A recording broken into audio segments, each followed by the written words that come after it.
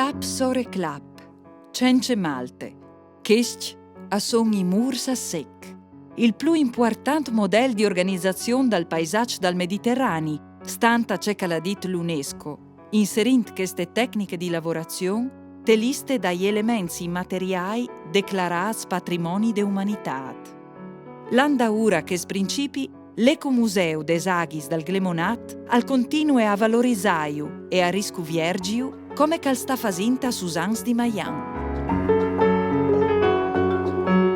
È un percorso pedonale, è un percorso che i vin voluto appunto recuperare e quindi che progetta è confluito in un progetto più grande che riguarda i cantieri dal paesaggio ormai di tempo l'Ecomuseo con l'amministrazione comunale al parte in denante. Oltre a Maian, stiamo lavorando con il comune di Dartigna in Pringluc e anche con il comune di Montenarse.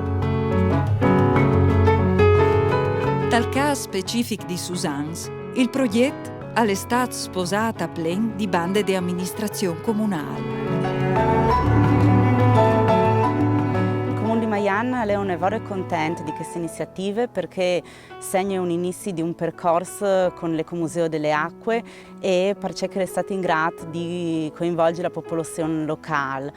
Io ringrazio la consigliera Barbara Ploss che ha avuto l'idea e che lavora costantemente per queste iniziative. Da ur di un muro a sec è una storia. L'ingegno, la passione e la collaborazione dei Int.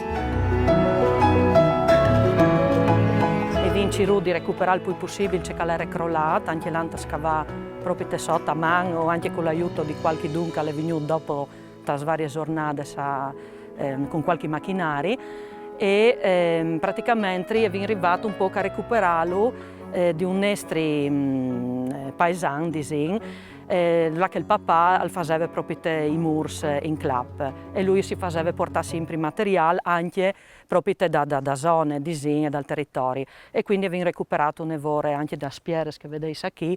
Le un troi che non frusco anche chiaramente picciui e lo percorrevi per la messe, per di, che stava in tasborgades di sotto invece di là sulle strade e all'era nevore trafficate, venivano a giù.